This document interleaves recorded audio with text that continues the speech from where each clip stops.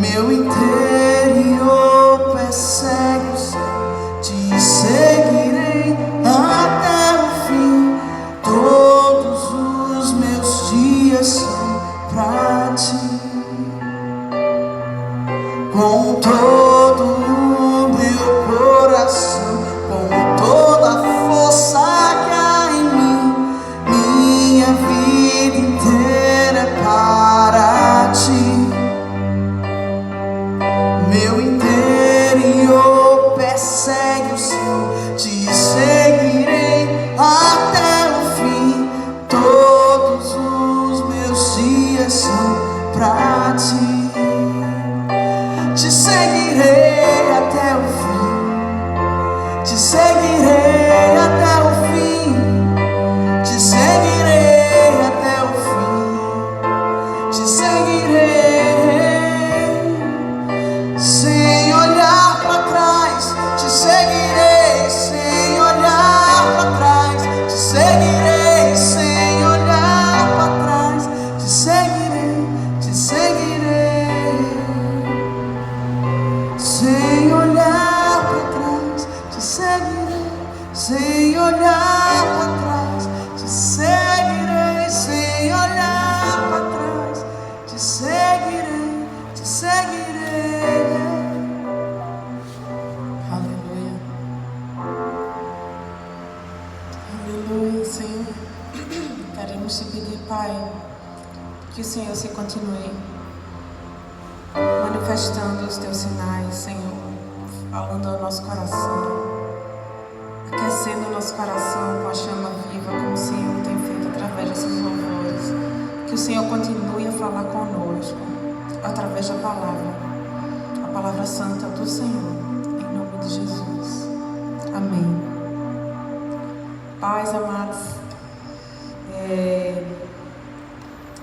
eu estava pensativa nesses dias a respeito de várias situações, só que uma delas acendeu meu coração, e apesar de ser uma passagem às vezes tão lida e tão ministrada, mas às vezes tem áreas em nossas vidas que, quando elas são chacoalhadas, Deus lembra novamente as verdades antigas e os fundamentos.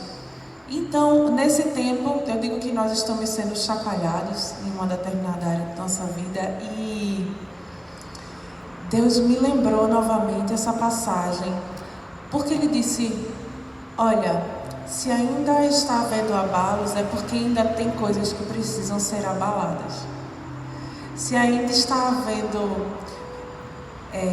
estremecimento, isso significa que ainda tem coisa que não está no seu devido lugar. Então você precisa estar mais vulnerável. Eu disse: meu Deus, mais? Eu disse: Senhor, eu sou tão vulnerável, meu Deus do céu, quanta coisa eu já entreguei. Olha, Jesus, eu sou vulnerável assim, eu sou vulnerável assado. E aí eu fui citando para Deus, né? Eu já entreguei isso, já entreguei aquilo, já fiz isso, já fiz aquilo, já entreguei essa área. Eu digo: Jesus, me mostra onde eu ainda estou errando. Porque se eu ainda estou passando por esses processos de vulnerabilidade, que ainda estou precisando disso, isso significa que tem algo que ainda não está no prumo certo. Tem algo que ainda precisa ser ajustado ao centro e ao propósito do Senhor. E aí, Deus me trouxe à memória a palavra de Abraão. Lá no capítulo 12 de Gênesis, você vê o chamado de Abraão no capítulo 12 de Gênesis, onde o Senhor disse a ele: sai de tua terra, da tua parentela e da casa de teu pai, para a terra que eu te mostrarei. Então, Deus estava ali convocando Abraão. Deus falou ali claramente com Abraão, audivelmente a Abraão, que ele precisava tomar uma decisão na vida dele, que ele precisava obedecer sem entender. Então eu separei 4 pontos aqui sobre como Abraão teve que se moldar à vontade de Deus. Não foi apenas o simples fato de se levantar, pegar suas trouxas e sair. Foi um processo que Abraão passou na vida dele, até ele alcançar a terra prometida, até ele chegar a Canaã. E a gente consegue ver no Novo Testamento, em Hebreus 11, no versículo 8, fala assim: pela fé, Abraão obedeceu quando foi chamado para ir a outra terra, que ele receberia como herança. Mas ele partiu sem saber para onde ia. Então o primeiro ponto é que Abraão ele escolheu andar por fé e não pelo que ele estava enxergando. Às vezes a gente só para pensar nessa passagem quando a gente lembra da escolha de Abraão e Ló, onde ele disse assim: vai, escolha aí para onde você quiser que eu vou para o outro lado, né? E Ló olhou as campinas do Jordão e disse: eu vou para lá onde ficava Sodoma e Gomorra. E Abraão disse: então tá certo, eu vou para o outro lado. E a gente vê realmente uma atitude de fé, mas para que Abraão tivesse essa fé, na hora que ele dissesse assim: vai, escolhe aí o que tu quiser, porque eu sei que onde eu estiver, Deus vai me abençoar, não importa, seja para o norte, para o sul, para o leste, para o oeste, eu sei que Deus vai estar comigo, e onde eu for, a bênção vai me acompanhar. Até ele chegar nesse nível de dependência, ele passou por um longo processo. E a gente vê que a fé foi a base da vida de Abraão, sendo que ele tinha uma escolha a fazer. Se vocês pararem para pensar, Abraão não conhecia Deus.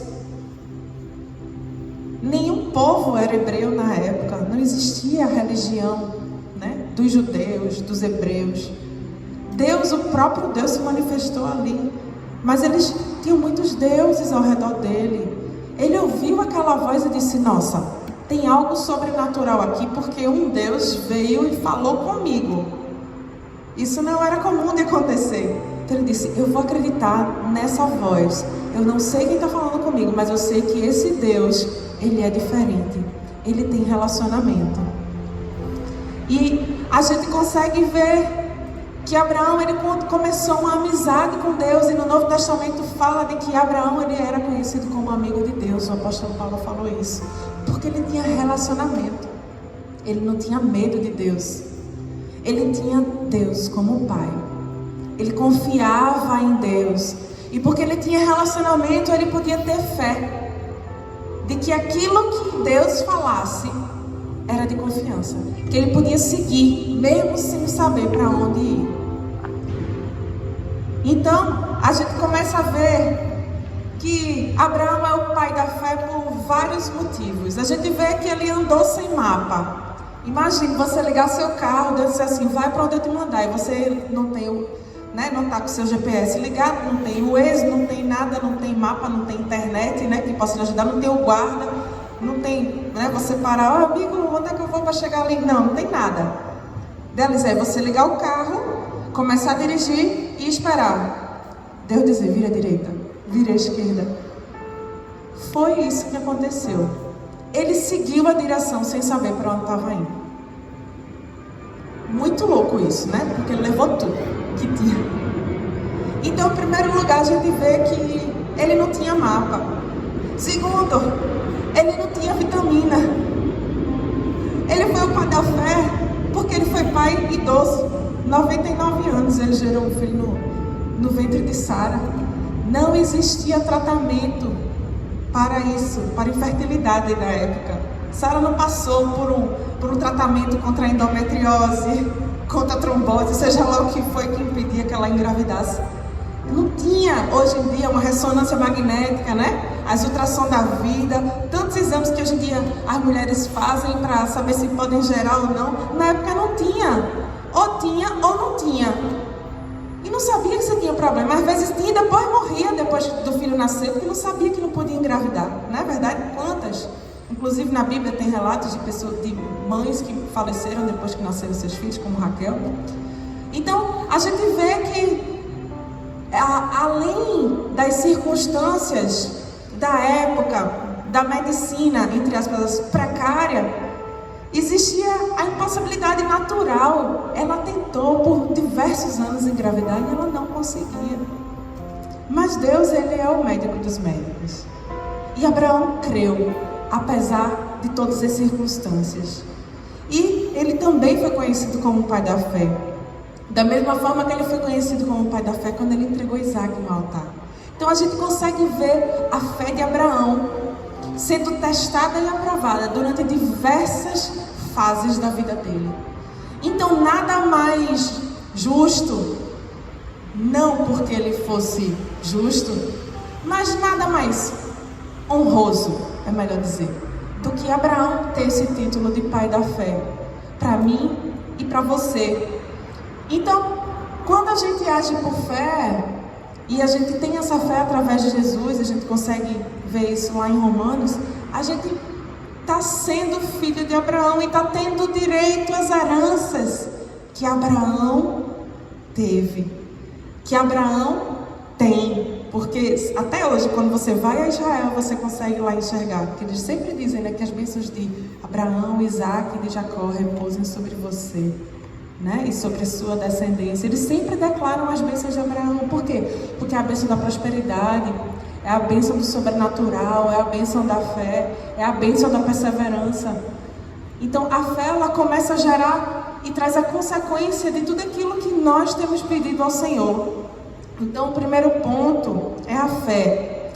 Sendo que a Bíblia, ela faz questão de deixar claro para mim e para você de que apesar de Abraão ser conhecido como um amigo de Deus, apesar de que Abraão ser conhecido como o pai da fé, o pai de todos, o pai de nações, o pai de milhões, a Bíblia deixou claro que ele era um homem como a mim, como eu sou, como você é. Sabe por quê? Porque senão a gente ia idolatrar ele, ia achar que ele era santo, ia achar que a gente não ia conseguir, porque como é que eu vou conseguir chegar nesse nível, né? Poxa, o cara ouvia Deus e tal. Não é para mim esse negócio aí de ser uma pessoa com essa fé. Aí Deus deixa claro ali, diz, não, coloque isso daqui. Ele praticamente entregou a sua esposa por 2 vezes aos inimigos, com medo. Teve horas que a fé desse homem vacilou. Quando chegou o tempo de crise, ele fugiu para o Egito. Quando chegou o tempo de crise, ele chegou no Egito e disse, cheguei aqui. Aí ele disse, que mulher bonita. Eu falei, é minha irmã, fica aí com ela. Imagine a situação de Sara na época. Meu Deus do céu, se o Gustavo fizesse isso comigo, eu não sei não, meu filho, se você estava vivo não. Imagine aí, essa aqui é a minha irmã, fica aí com ela para tu, deixa a gente tudinho aqui vivo, tá tudo certo, não tem nada errado. E ele fez isso por 2 vezes. Veja só que amor de Sara, né? Um amor sem limites. A fé de Sara também era grande, né? Em Deus. E a gente vê um Abraão que teve medo, um Abraão que mentiu. A gente também teve viu um medo no coração de Abraão quando os anos foram se passando, ano após ano, depois da promessa. Deus já tinha dito que ia transformar a descendência dele em multidões e nada desse menino nascer. Aí Sara teve uma ideia, né? Vamos dar um jeitinho aqui a promessa, vou te dar aqui minha serva, ela vai gerar. E aí esse filho aqui vai ser como se fosse meu. Eu vou botar aqui, vai ser como se ele nascesse aqui das minhas pernas e tá tudo certo, vai ser meu menino. E aí a nossa descendência vai vir aí dessa criança. Eles quiseram dar um jeitinho à promessa de Deus. Sendo que com Deus não tem jeitinho, ou é ou não é. Sempre o que passa disso causa confusão e problema. Até hoje esse problema existe, né? Essa briga, essa discussão entre povos, entre nações, míssel para lá, míssel para cá. A gente vê que esse problema se perpetuou por gerações e gerações e gerações, por conta da desobediência de um casal. Sendo que Deus, ele deixou claro isso para mim, para você, para mostrar que as pessoas, elas não deixam a sua identidade por conta de seus erros, quando elas se arrependem e mudam a direção. A partir dali, Abraão tomou outro posicionamento. Quando ele gerou Isaac, ele estava tão firme que ele entregou Isaac quando Deus pediu. Você vê a mudança de comportamento dele. Então, Deus, ele não escolhe pessoas perfeitas que não erram, ou que acham que não erram, na verdade. Mas Ele escolhe pessoas honestas, que não se escondem e que estão sempre dispostas a obedecer. Errando ou acertando, está ali obedecendo, vivendo um dia de cada vez. Esse é o coração que Deus deseja, aquele que não desiste, apesar de todo qualquer tipo de circunstância. Então esse é o segundo ponto. O terceiro ponto que eu acho importante a gente conversar é sobre essa questão de mudança de território, né? Primeiro a gente vê Ur dos caldeus, que foi o primeiro lugar de onde Deus disse assim: olha, vem aqui, saia daqui e vá para a terra que eu lhe mostrarei, né? Naquela época, Ur dos caldeus era uma grande potência. Ela estava na vanguarda do desenvolvimento científico e tecnológico daquela época. Hoje em dia seria como Nova York ou como Xangai na China. Seria uma grande potência daquela região. Era um lugar próspero, era um lugar de riquezas, era um lugar de comércio, era um lugar de inovação para aquela época. E Deus disse assim: olha, vem cá, eu vou querer te tirar aí desse lugar. Então, se você parasse para pensar, né? Você está ali no país de primeiro mundo, num lugar top, onde você diz: aqui tudo funciona, né? Às vezes eu ouço, né? Tudo funciona, é diferente do Brasil, tudo funciona. Aí você está lá no lugar onde tudo funciona e Deus diz assim: pois agora tu vai ali para a África. Sai da tua terra e vai para onde eu te mostrar. Não tem nem Wi-Fi para tu se comunicar com tua família. Vai ali para uma tribo indígena. Ele poderia ter feito isso. Por quê? Porque Deus é um Deus, ou você confia ou você não confia. Ou você confia ou você não confia. Eu estou trazendo isso para os nossos dias atuais. Não é coisa que você sair de um país, né, desses aí de primeiro mundo aí, para uma localidade onde existe zero possibilidade de você prosperar. Sendo que com Deus você pode estar no lugar mais impossível de haver prosperidade, mas a prosperidade lhe acompanha. Porque não importa. Quando a gente vê a história de Isaac, quando ele estava ali, voltando para a sua terra, os poços estavam todos entupidos. O povo estava ali morrendo de sede. Isaac foi abrindo os poços e vinha água, né? A gente vê que os filisteus vinham lá e tampavam os poços novamente. Isaac abria outra, via água. A gente vê que a prosperidade estava sobre ele. Apesar da oposição, apesar dos inimigos tentarem paralisar a bênção, teve uma hora que Deus disse assim: peraí, agora basta, agora você vai se estabelecer. Porque a bênção acompanha aqueles que creem. A bênção acompanha a mim e a você, não importa o lugar físico, geográfico que nós estejamos. Seja em Recife, seja em Fortaleza, seja na Bahia, seja no sertão, seja no interior, no agreste, onde quer que você vá. Se você crê em Jesus, você é filho da promessa, da fé em Abraão. Então, você precisa parar de pensar com a mente grega. Nossa, mas estão se falando em crise, estão se falando disso, estão se falando aquilo, nunca houve de tanto desemprego, nunca houve isso.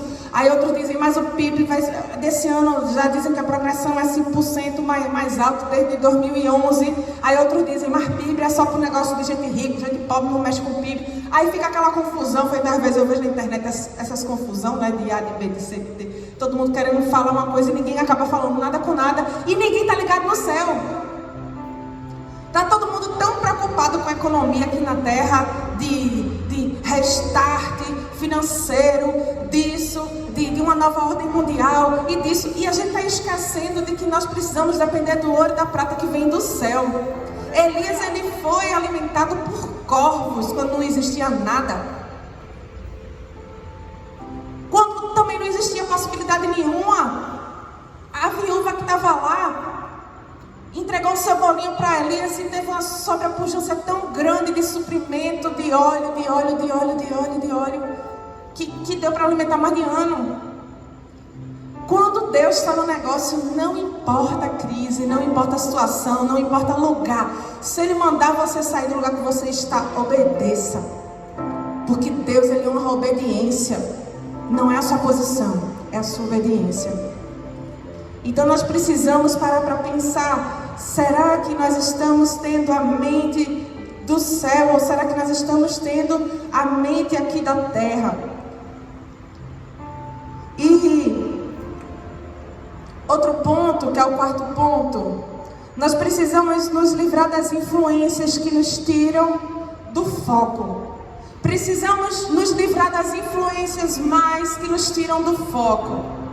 Dos agoreiros, dos murmuradores, dos que não conseguem enxergar com os olhos da fé, do que só olham para as circunstâncias, dos que não conseguem orar com você, mas só sabem botar terra nos seus sonhos, dos que ao invés de descer em oração, só fazem criticar.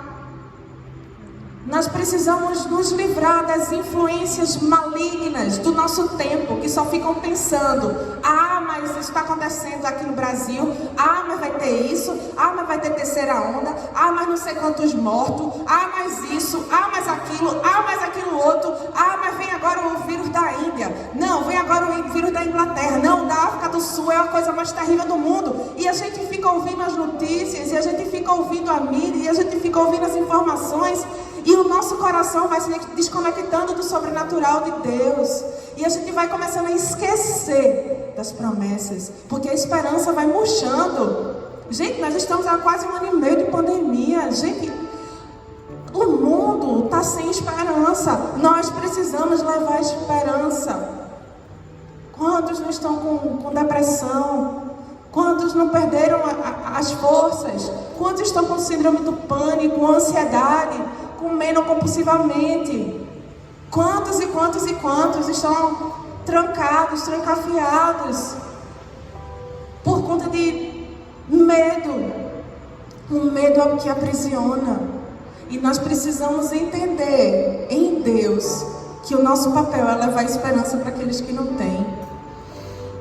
Nós precisamos levar esperança para aqueles que não têm.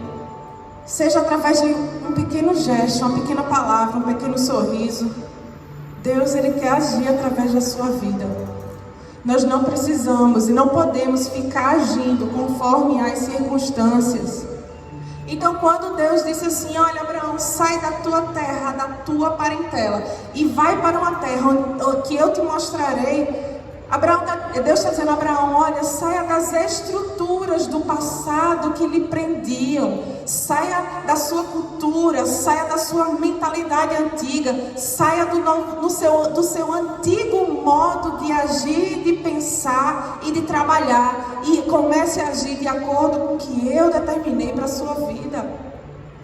E a gente vê, eu fiquei pensando e fiquei meditando nessa palavra, porque eu disse: Senhor, veja, o Senhor chamou Abraão, ele estava em Ur dos Caldeus, mas a Bíblia fala que ele saiu a partir de Harã.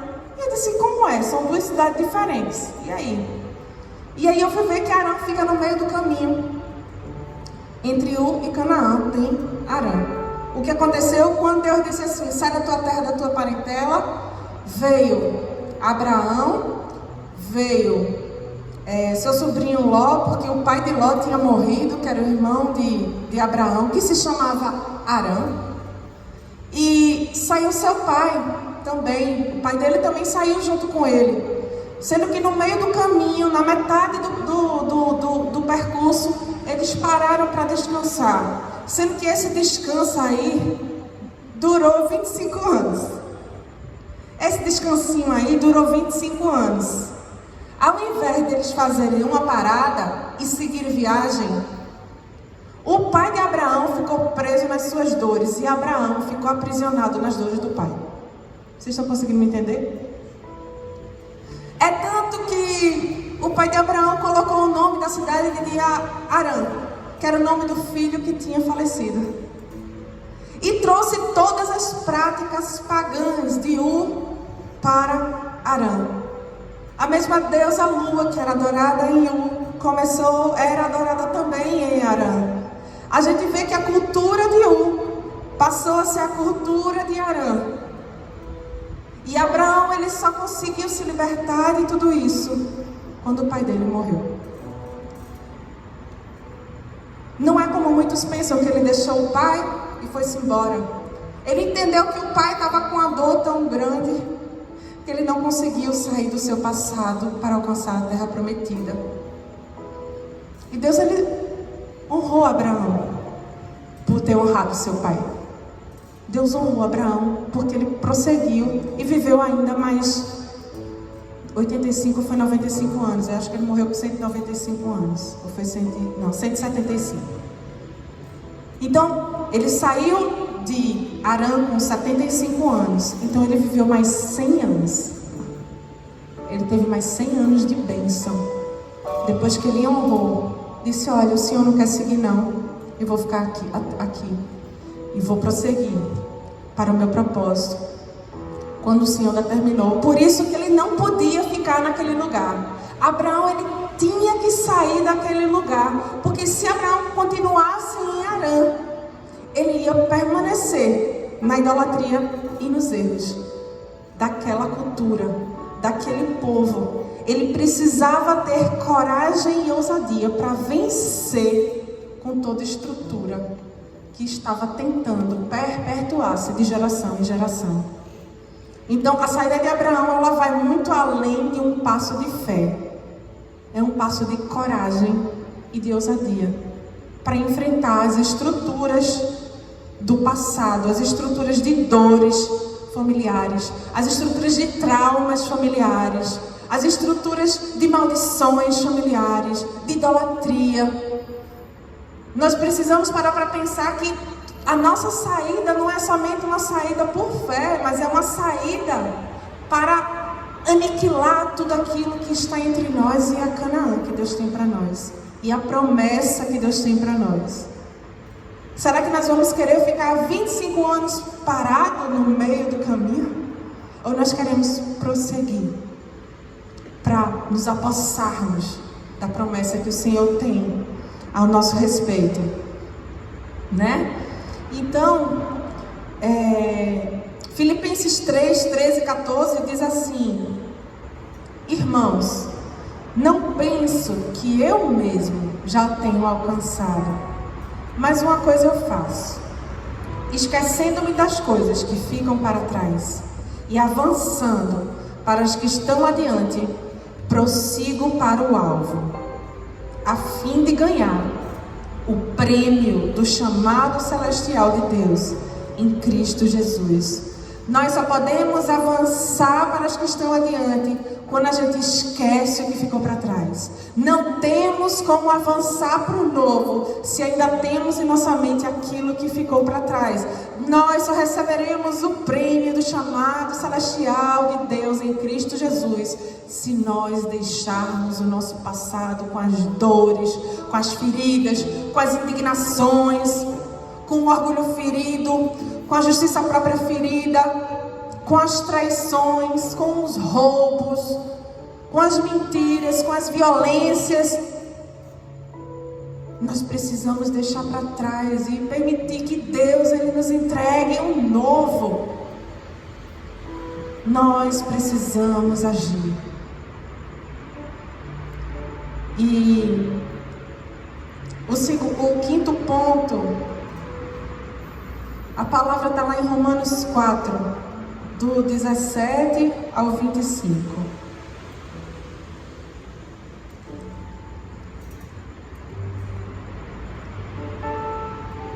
Romanos 4 diz assim: conforme aparece nas Escrituras, eu o fiz pai de muitas nações.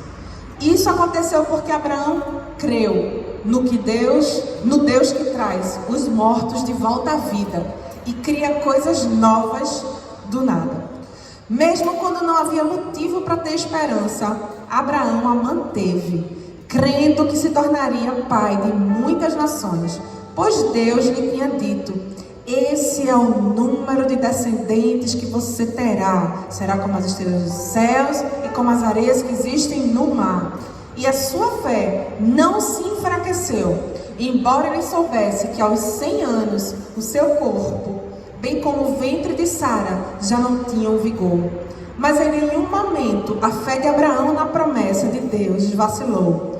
Na verdade, ela se fortaleceu, e com isso ele deu glória a Deus, Abraão estava plenamente convicto de que Deus é poderoso para cumprir tudo o que promete.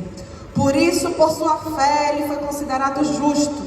E quando Deus considerou Abraão justo, não o fez apenas para benefício dele. As Escrituras dizem que foi também para nosso benefício, pois elas garantem que também seremos considerados justos por crermos naquele que ressuscitou dos mortos a Jesus, nosso Senhor. Ele foi entregue à morte por causa de nossos pecados e foi ressuscitado para que fôssemos declarados justos diante de Deus. Então a gente consegue ver nesse texto de Romanos 4, do 17 a 25, que em nenhum momento a fé de Abraão na promessa de Deus vacilou. Na verdade, ela se fortaleceu e com isso ele deu glória a Deus. Abraão creu independente das circunstâncias. É tanto que ele sabia que Deus tinha dado Isaac para ele. Era impossível Isaac vir à vida. E quando Isaac tinha 30 anos, aí Deus diz: me dá aí teu menino, teu rapaz, teu homem, né? Na verdade. E Isaac foi com o pai carregando a lenha. Cadê o cordeiro? Ele disse: Deus vai prover para si, meu filho. Ele sabia o Deus que tinha provido até aquele momento. Ele sabia o Deus que tinha feito ele o homem mais milionário daquela época. Ele sabia do Deus que tinha dado a ele um filho, mesmo quando ele era idoso e com uma mulher estéril. Ele sabia do Deus que tinha prometido que a herança dele seria como as estrelas do céu e como as areias do mar. Quem pode contar? Eu não consigo, nem você. Se a gente pegar um punhado na mão, a gente não consegue contar quantos grãos de areia tem. Imagina a quantidade de areia que existe nessas praias todinho, do mundo todinho. Ninguém consegue contar, porque assim é a herança. Porque nós somos filhos de Abraão. Então quantos cristãos, além dos judeus, se passaram de geração em geração, em geração em geração, já estamos aí mais de 2000 anos depois de Cristo. E quantos milhares e milhares e milhões de milhões existem. E essa palavra está ecoando e ecoará até Apocalipse, onde milhares e miríades estarão lá diante de Deus, face a face, com as vestes alvejadas no sangue do Cordeiro, declarando: santo, santo, santo. E eu acredito que nesse dia Abraão vai olhar para mim e para você e vai dizer assim: meu Deus, e eu esperando um filho só. Olha quantos milhões realmente o Senhor me deu, porque nós vamos lembrar das coisas boas. Não pense que vamos esquecer. Vamos esquecer apenas daquilo que nos traz lágrima nos olhos, porque Ele enxugará dos nossos olhos toda lágrima. E não haverá mais dor, nem pranto, nem sofrimento. Mas aquilo que nos traz esperança, nós traremos à memória. Nós teremos recordações. Porque Deus, Ele cumpre sempre o que promete. E Ele vai nos lembrar: olha, lembra que eu prometi isso, cumprir, lembra, e nós vamos glorificar a Deus, situação acima de situação, minuto após minuto, tempo após tempo. Então, a nossa esperança precisa ser essa. Nós não podemos tirar os nossos olhos da eternidade.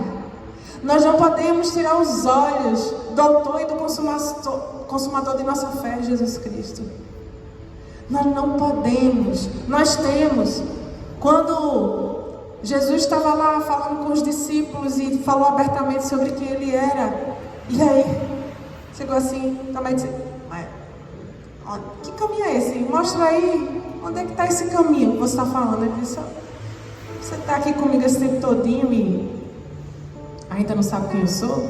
Eu sou o caminho, a verdade e a vida. Ninguém vem ao Pai, porque Ele estava com Deus, Deus nele, Ele disse: ninguém vai não, ninguém vem ao Pai, se não for por mim. Nós temos acesso a esse caminho e nós precisamos estar atentos a Ele. O nosso coração precisa queimar pelo noivo. Essa semana eu fiquei parada meditando, porque Sofia, nossa filha, saiu com essa semana, assim, que são coisas pequenas, coisas simples, mas que Deus, Ele ministra o nosso coração na simplicidade das coisas. E eu parei para pensar na minha vida quando eu fui trabalhar. Sempre quando a gente passa um final de semana muito intenso, chega na segunda-feira, ela sente minha falta. Quando acorda, eu não estou em casa, sempre, até os dias de hoje. E quando foi segunda-feira que eu fui trabalhar, mãe disse que ela tomando café lá, olhou assim para ela e fez: eu tô com tanta saudade de mamãe. Aí mãe disse: mas ela foi trabalhar, ela volta para brincar com você, ela vai brincar com você, ela vai ficar com você, mamãe lhe ama muito. Aí ela parou assim, olhou assim para mãe e fez assim: olha, vovó, eu estou ouvindo os passos de mamãe, eu consigo ouvir os passos dela, porque o meu coração está com muita saudade. Na hora disso, ela nunca ouviu isso em casa. Ela ouviu isso do coração de Deus. E Deus começou a ministrar isso. E eu fiquei impactada com aquilo. Eu disse: ela ouviu os passos onde não havia passos, porque ela estava com saudade. E ela, pela fé, ela conseguia enxergar eu chegando em casa para ficar com ela. E eu disse: nosso coração precisa ser assim por Deus. Quando eu disse a Gustavo, eu fiquei meditando nisso, nesse simples fato, e eu disse: Gustavo, olha, quando o homem pecou e ele ouviu os passos de Deus no jardim, ele se escondeu. Ele se escondeu e foi fazer folhas para cobrir sua nudez. Mas nós precisamos estar vulneráveis diante de Deus quando nós ouvirmos os passos dele, mesmo quando a gente tenha errado. Nós precisamos ser vulneráveis, precisamos querer a presença desse Rei, desse Pai de amor. Nós precisamos estar com o coração tão queimado de amor, tão incendiado de amor, que assim como em Cantares, quando a amada escutava os passos do seu amado, o coração dela se derretia. Assim precisa ser o nosso coração perante o nosso Deus. Nós precisamos ansiar por ouvir os seus passos. Nós precisamos ansiar por sua volta. Nós precisamos desejar a volta dele. Quantos nos dias de hoje estão vivendo apenas por essa terra, apenas preocupados, apenas ansiosos, apenas pensando como é que vai ser amanhã? Meu Deus, mas é tanta conta, o cartão está alto, mas isso, aquilo. São coisas que a gente deve se preocupar, na verdade deve se ater. Mas nosso coração e nossos olhos não podem estar nessas coisas. A gente precisa estar aqui. Como disse essa palavra, quando continua lá de Romanos, quando ele diz assim: Abraão, ele estava, mas não estava. Ele entrou em Canaã, ele habitou em Canaã, mas ele continuou morando em tendas. Isaac é a mesma coisa. Estava, mas andava como se não tivesse. Porque nós somos peregrinos. Nós somos como peregrinos. Nós precisamos manter o nosso coração nas coisas do alto. Os judeus, até os dias de hoje, eles sempre mantêm alguma parte de sua casa, por mais rico que eles sejam, alguma parte de sua casa sempre vai estar inacabada. Nenhum judeu tem um judeu que pratica, que é temente ao Senhor, nenhum deles tem a sua casa plenamente construída em ordem, porque eles entendem que a nossa habitação aqui ela é passageira, ela não é eterna, então não pode estar tudo perfeito 100% não. Sempre tem que ter alguma coisa que faça a gente lembrar que a nossa terra não é aqui, que a nossa pátria não é aqui. Então, independentemente das circunstâncias que eu e você estejamos passando, nós precisamos ter isso em mente, de que nós somos apenas embaixadores do reino. E o embaixador, quando o rei manda chamar, tem que voltar para a sua terra.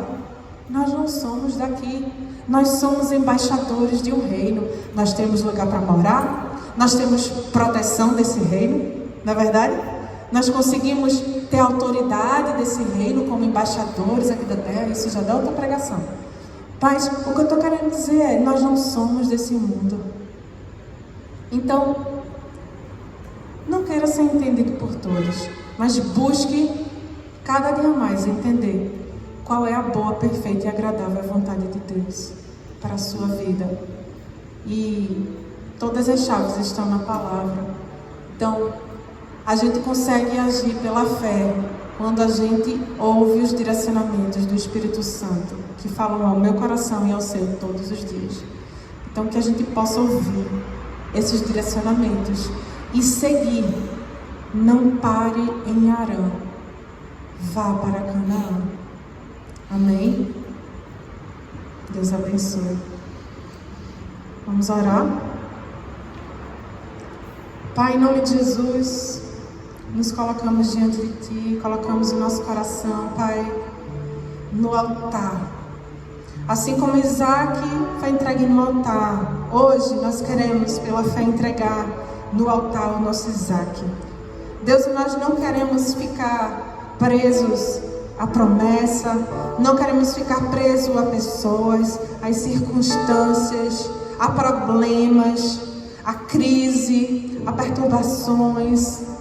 Não queremos ficar presos ao nosso passado, a mágoas, a traições, a falta de perdão, mas nós queremos lançar tudo no altar hoje. E nós pedimos, ó Pai, que o Senhor queime todas as amarras que estavam nos separando do Teu propósito. Que o Senhor venha estar queimando os carros de boi que nos impediam de cumprir o Teu propósito aqui na terra. Deus, que em nome de Jesus, assim como o Senhor apareceu ali no caminho de Emaús, aqueles dois homens que estavam ali tristes, angustiados, mas quando eles abriram os olhos e viram que era Jesus, o coração deles se encheu de chamas e reacendeu a paixão e o fogo do amor, e o propósito foi reativado. Assim nós pedimos que em nome de Jesus nós não vamos ficar parados no meio do caminho, não vamos ficar em Ur, no local da idolatria, na Babilônia. Ficava na Babilônia. Não vamos ficar na terra do pecado, não vamos ficar na terra da imoralidade, não vamos ficar na terra da mentira, do roubo, da ganância, do ciúme, da inveja, da imoralidade. Não vamos ficar em Ur, mas também não vamos nos paralisar em Harã. Não vamos nos paralisar no comodismo, não vamos nos paralisar nas feridas que tentam nos prender, não vamos nos paralisar por problemas, por traumas, por medo, por angústias. Não, nós vamos prosseguir rumo ao alvo, rumo a Canaã celestial, rumo a Jesus. Nós somos como peregrinos aqui, Senhor. Nós cremos, ó Pai, nessa pátria. Então, Maranata, vem Jesus! Vem Jesus, nós ansiamos por Ti, nós esperamos por Ti, nós clamamos por Ti. Que o nosso coração e a nossa mente esteja ligado ao céu, e que seja feito aqui na terra assim como é feito no céu. Que a nossa mente esteja no céu, apesar de estarmos aqui na terra. Que nós estejamos ligados com o alto, com o autor e consumador de nossa fé, que é Jesus Cristo. No nome dele nós oramos.